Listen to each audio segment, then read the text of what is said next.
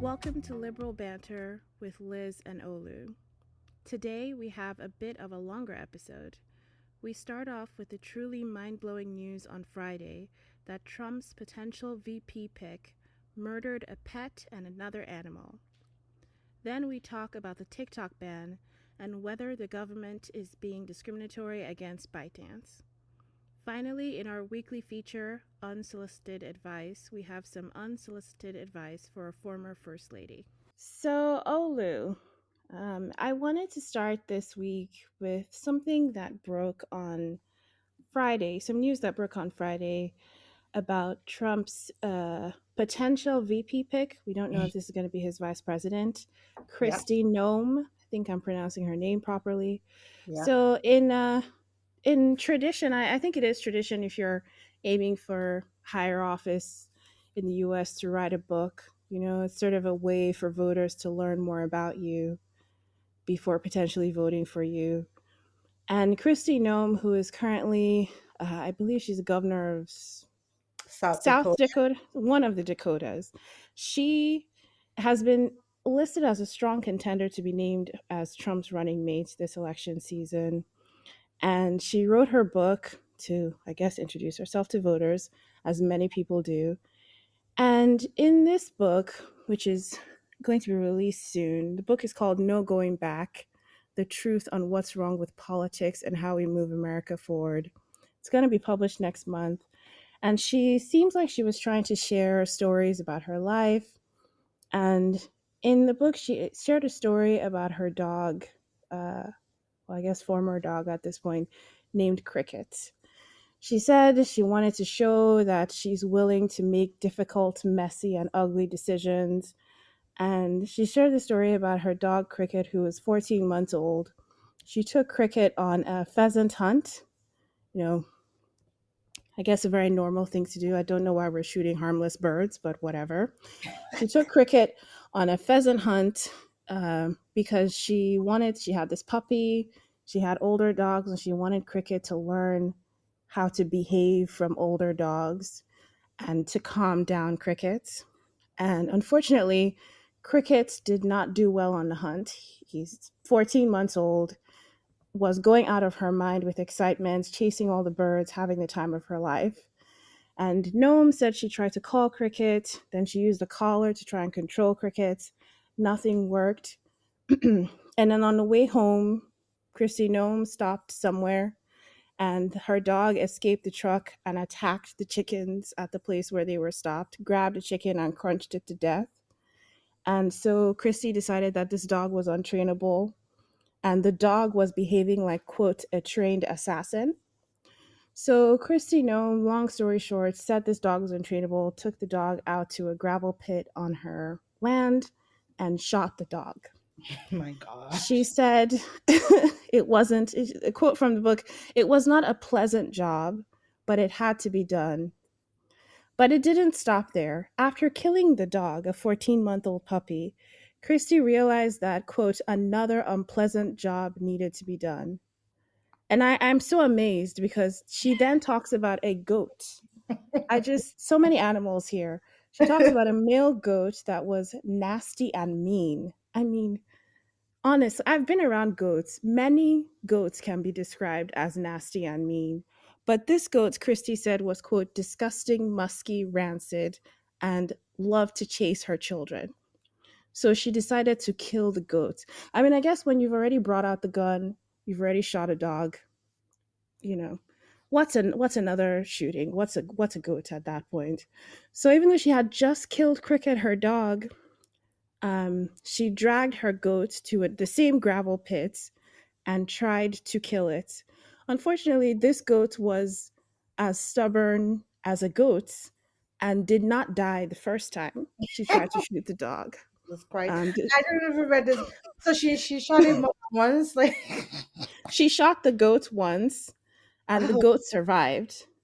So Christy had to go back to her truck to get another shell what and the hurry hell? back to the to the goats to put him down. Oh my god. Um, while all this was happening, apparently there was a construction crew nearby watching her kill both animals. But that's not the worst part. The absolute worst part is that at the end of this goat and dog assassination, Christie's children arrived back from school. A school bus containing Christie's daughter arrived at their home, and her daughter came home and asked where the dog was. The daughter said, "quote Hey, where's Cricket?" And that's where the excerpt ends for those of us who were reading the Guardian article about the book. And I wanted to talk about this because I mean, honestly, I don't really know where to start here. First of all, murdering a dog because the dog is quote untrainable is wild. Is wild. I I have a mean, dog. I mean, everyone knows that under 2 years old, there's a lot of training that still has to happen for dogs. You can't say a dog is untrainable at 14 months. That's on you at that point. That's not on the dog. But well, please go ahead. I don't even like dogs, but it sounds to me like she trained the dog to catch pheasants, which are like birds, right? Like, you know, Mm-hmm. Yes, they're birds. it sounds like the dog was actually beginning to catch on to what she wanted the dog to do, which is to catch birds. And so she had already put this aggression into the dog, and she's trained the dog to identify, birds with feathers and, I don't know, juicy looking birds as prey. The dog does exactly like what she started. Maybe it hasn't figured out the difference between a pheasant and a chicken. That's like an easy mistake to make. And then she kills the dog for doing, what she's training it to do. It just Yeah, blows my mind. I don't understand right. what the rationale is here. And then I mean, I guess some of us will have to buy, not me, but someone will have to buy the book and let us know what happens next with her child that, is asking about the dog. But going back to sort of, I mean, I was going to say as a dog owner, this story upsets me. I mean, I have raised my current dog, who is 12 years old. I have had since he was a puppy. And I remember age 2 years, there were times when I felt like this dog was, you know, needed discipline. But I have never thought about killing a dog or my dog for behavior issues. You train a dog. That's you don't just think and also this idea that she was going to have the dog around older dogs to learn. That's not really how dog training works. They don't necessarily absorb things by observation. You still have to train the dog. I don't know if she even put that much effort into training the dog to behave before deciding this was a lost cause and it needed to be killed. And for shooting the dog to be the solution, why not give the dog up for adoption? You know, she's she had options that didn't involve this. And then sort of taking this back to the politics of it, like I said, this book that she's releasing next month, I believe, is because she wants to be Trump's VP, and this is part of their, you know, introduction of Kristi Noem to a national stage. Why would you share this story in your own biography? You weren't asked. Nobody made you. Why would you share this story? Like, what do you have to gain politically from sharing this story? Well, I can tell you what she has to gain politically, right? This is what the GOP has decided their brand is going to be. They are the, cruel, non-empathetic, people. She's telling it like, oh, I'm just keeping it real. And if I was a better politician, I wouldn't, put this in. But actually, she is she has calculated that her base wants to like hear about this kind of cruelty dressed up as taking care of business. You know, it's fully on brand with all of the Republicans shoot things they don't like. Category of, like they want to Mm-hmm. shoot books, they want to burn books, they want to shoot beer cans, and now they're Please, shooting dogs. Like Erica. if they don't like something, the philosophy is a gun will fix it, and she understands that the GOP base responds to that. She definitely calculated this because she wrote this down. An editor read it, through multiple revisions. The publisher saw it. So like there's no excuse for saying that she was just telling an off the cuff story. This was clearly a calculated story that she believes appeals to her base. Yeah, I think so. I think so. And to ask, we have to ask ourselves, I think, why a potential Republican VP thinks this is a good story. Like, what does this say about the base of voters she's trying to appeal to? I thought, I mean, there are so many things that divide the US, but I thought that dogs, adorable dogs, are the thing that we can all agree as a nation should not be getting shot in a gravel pit. I mean, I again, mean, we have I'm not laws even a around animal dog lover. cruelty. And even I was horrified because I looked at the picture of the dog, and it's not even the kind of dog that you expect to go hunting. It kind of looks like a dog that just needs more nutrition and care.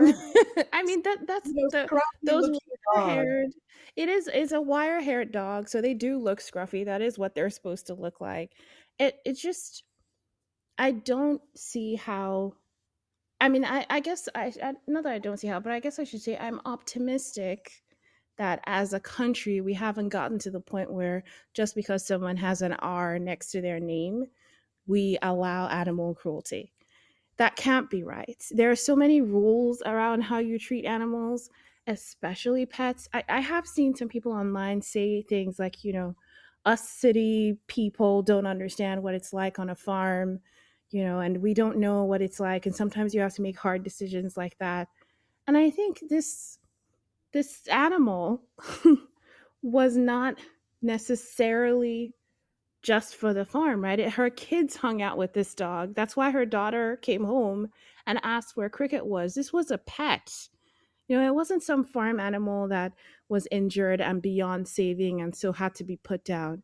And I also have seen that, technically you're not really supposed to do that. The only time you put an animal down like this is if they're injured, they can't work on a farm, and the veterinarian isn't around to give it a more humane ending.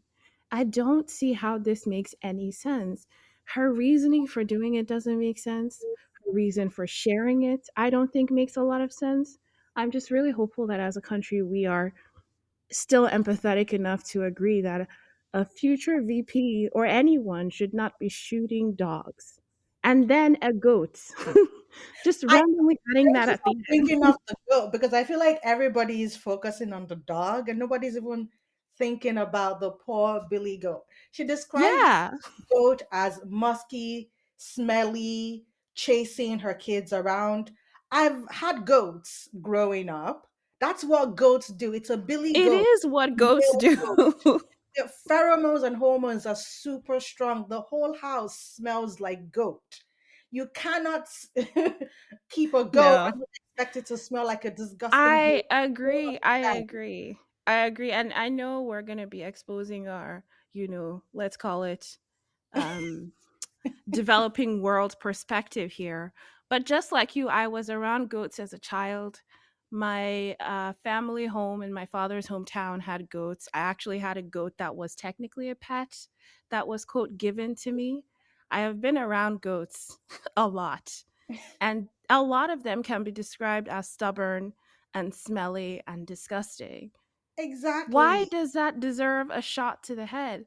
I don't get Exactly. it. And then she missed. She missed the well, she missed, but it wasn't successful the first time, so we had to try it again. So, I guess even then, this story bothers me so much as an animal lover, but also as a person who's expected to vote in the coming election. This is not a good trait to have.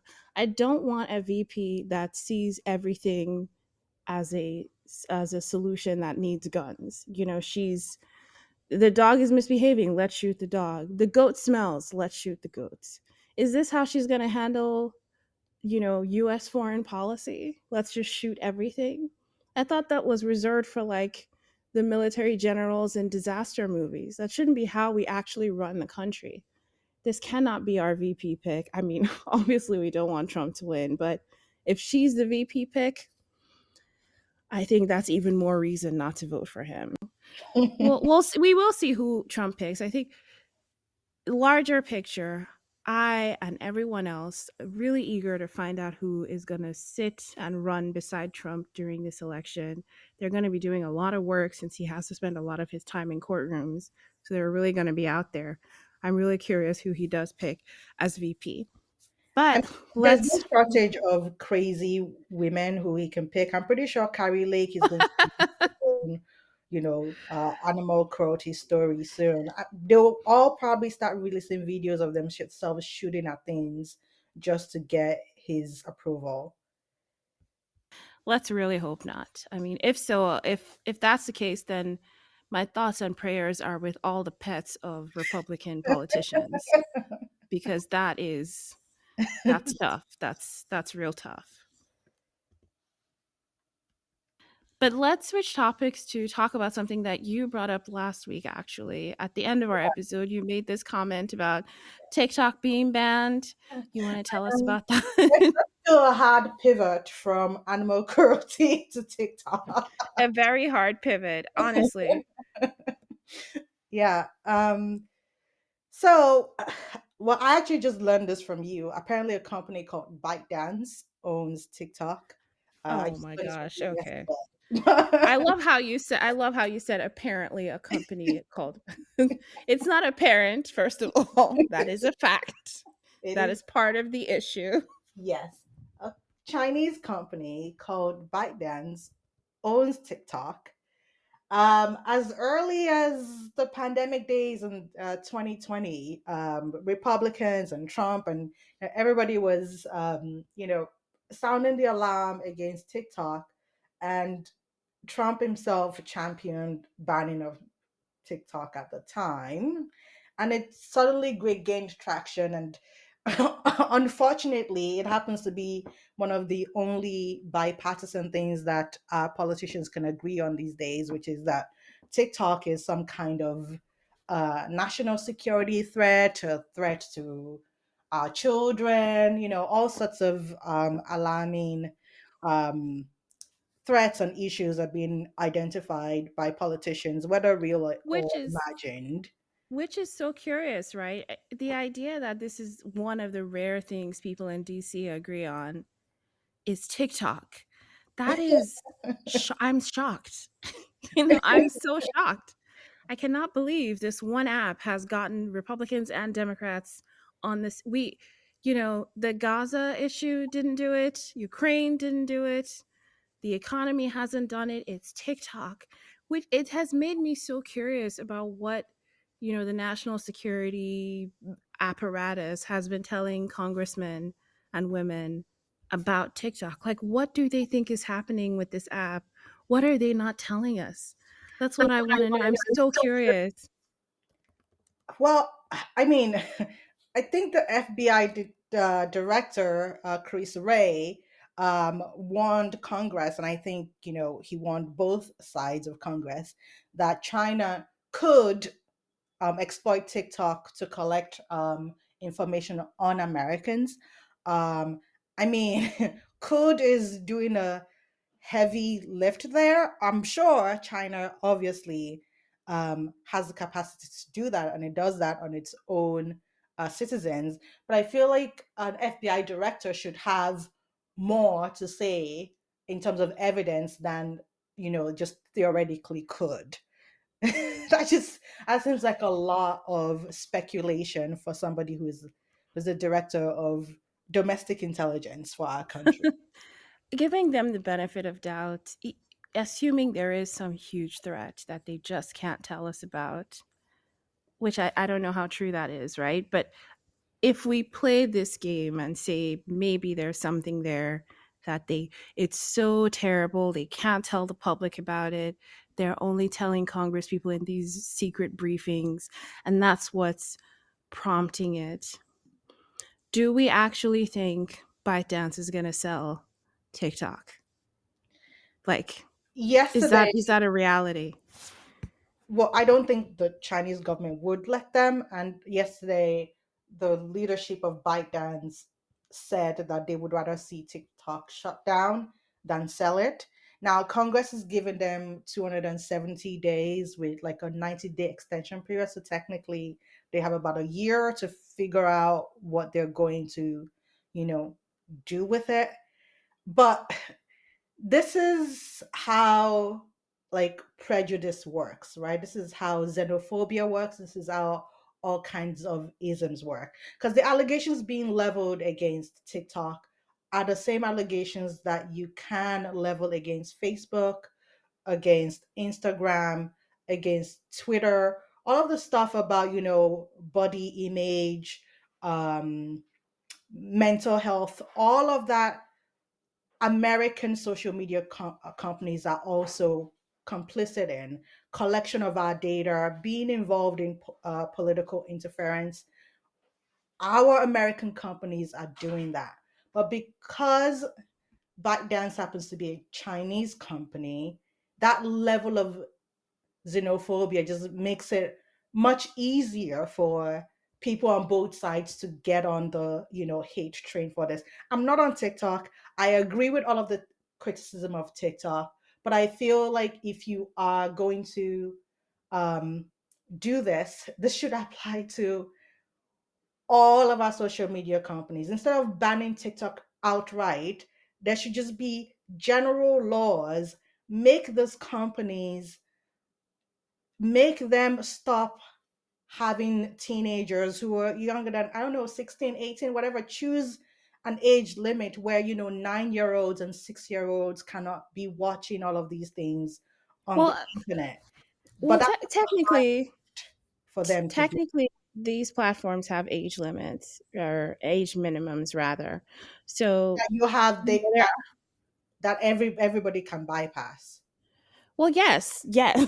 I mean, you can bypass the drinking age in the US by getting someone else to buy you alcohol. There are rules in place. I do want to think talk though about this xenophobia argument. I am not convinced that it's just that. I do think the US government has concerns about China as a rival, as potentially a country that has, because it has different opinions from how the US feels and operates, is not as friendly towards the US.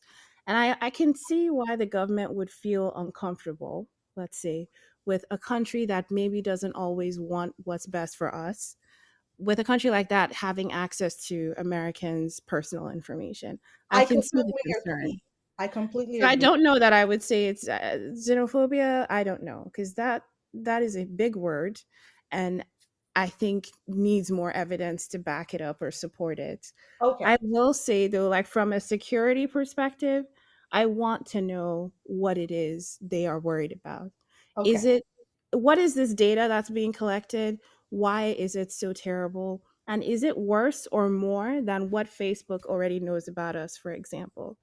And what do they think ByteDance, for example, is going to do with this information? What do they think ByteDance is doing with this information that is so terrible? That's what I want to know. They think is it manipulation? I mean, I have heard some people blame TikTok for how young people feel about what's going on in the Middle East. Is that factual, or are young people coming to these opinions about the war in the Middle East by themselves, or is it really because of TikTok? Is that the concern, I guess? What is the real concern? We don't know because they won't tell us. Right. But I don't think that the way young people feel about Israel and Palestine right now um, is just to be blamed on TikTok. That kind of um, argument feels reminiscent of, oh yeah, Me Too was just being driven by social media. That's all of my life as a millennial, the movement for gay marriage, oh, that's just been driven by social media. Me Too, that's just been driven by social media. Black Lives Matter, that's just been driven by social media.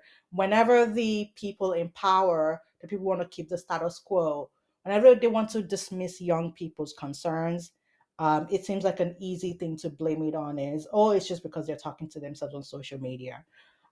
But that is not what I'm saying at all. I understand what the national security issues could be. And I understand that China actually doesn't have a leg to stand on. China doesn't actually allow TikTok in China itself. So I really don't see how ByteDance gets Right. lecture America um, about censorship and all of that. But I do think that there is a difference in that this is the USA where we like to pretend, or at least we say, or at least we're trying to live up to a certain standard. We are the people who say that we want a free marketplace, a free exchange of ideas, and we want in a capitalist societies we want companies to be able to compete with each other. And I do think that singling out TikTok is is in itself discriminatory in some way. If you Hmm. don't want to call it xenophobia, that's fine, but there's a certain level of prejudice because I do not see any allegations that you can level against TikTok that can't be leveled against Facebook or Sure. Sure. Yes, Instagram all or social any other social media, media companies. sure, all social media has issues, but the government will say these companies are based in the US. Instagram, Meta, Snap, those are all American companies. They're not, I mean, I don't know for sure. Please don't quote me on this, but they're not selling our information to foreign governments to manipulate us anymore because obviously Facebook had a whole thing in 2016 with that election. But that's not something that's happening. That's something these companies, because they're based in the US, 2016 are not wasn't likely to long do. ago. You're dismissing this as if like It 20. was 8 years ago. Well, that was an anomaly. It was the first time really that anyone knew that could happen. And in Facebook or Meta's defense, they have taken steps to avoid that. Now, we don't know if we can say the same thing for TikTok, which I think is the government's argument is we've seen what happens when this isn't managed. Add in the fact that this is a foreign government. I mean, it's not a foreign government entity, but add in the fact that this company has ties to a foreign government just by virtue of who owns the company. We can't have this continue to happen. We can't have this happen again. On the Yes, capitalism and the thing argument, around that is every company has to abide by the laws of the country that they operate in. true, The way you true. don't become the same as China is to actually make laws that every company has to abide with. If you just put out reasonable internet privacy laws that they have to follow, then they would not be able to do this without consequences, right? And that's a Well, more are you? democratic way of doing it than But saying we're that because mm, something is a Chinese company, it cannot operate in America because that's literally what China's logic is. They don't allow countries, they don't allow Facebook because they say, oh, Facebook is American, and they see America as a national security threat as well. okay. So we are not better than them. It's, I guess, the takeaway here. We're not better. We're a little bit No, different, but but we're I not better. want us to be better, and we should be better, right? That's what we're trying to achieve But as a what do country. you have to say to the people who say they can make all the rules? The U.S. government can make all the rules it wants about internet privacy, but there's still no way to guarantee that information doesn't end up in the hands of the Chinese government because this is a company owned by ByteDance. What do you have to say to those people who are going to have that argument? Is like, sure, there's rules, but who's to say they're going to follow the rules? I mean, I don't know. Talk to the American internet providers. Like make rules about location tracking and cookies and all of these things. Make rules that everybody has to abide with. That just seems more But what like, about the information that people share about themselves though? So it, not all the information that the companies collect is based on things like tracking your phone or IP address. Like some of it is stuff you post online. I think that is part of the concern. Is not just like your phone tracking. It's also the government is worried about people being manipulated because they've shared personal information as part of being social on social media, and now this information is used to manipulate Americans into doing things that they shouldn't. I think there's probably some concern that we don't know about, and I'm being very generous here and choosing to believe that the government isn't just doing this for fun. The reality is, though, from a business perspective, they have given them almost a year to divest TikTok. They're not necessarily saying it needs to shut down. You could argue that, if this isn't just a way to make Meta more popular, right? Because if TikTok shuts down, people will probably go back to Instagram, right? This isn't just a way to get Meta to be more popular. They are saying if they do divest from ByteDance and move to an American company, they're free to operate as much as they can, and they can keep manipulating young people's minds freely, like all the other American social media companies. They're not really trying to shut it down. They're just giving them an off ramp that they don't Right, have a choice but to take. right. But the underlying message here, I don't think they would be doing this if it wasn't owned by a Chinese company. And this Well, is they're well. That's I mean, the FTC is okay. going So what? after big tech, right? They're What? trying to get Amazon and Apple and Google to split up. So the government does step in for American companies as well. It's not like they don't do that. They do. So I- that's why I mean, like, I'm optimistic. There's a reason.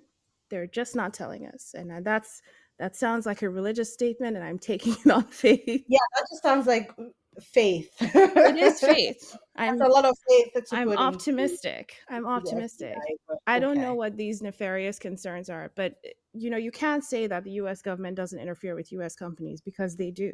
I mean, they bring up antitrust lawsuits. They're not always successful. That's a recent development. Yes, it's Very Biden's recent. it's Biden's FTC that's doing this. Yes, because Trump was, team corporate for 4 years. So a lot of that activity is recent, but even prior to Trump, they would try and stop mergers. They ask companies to split up. They bring up antitrust cases. So you can't say the U.S. government doesn't interfere with American companies. They do.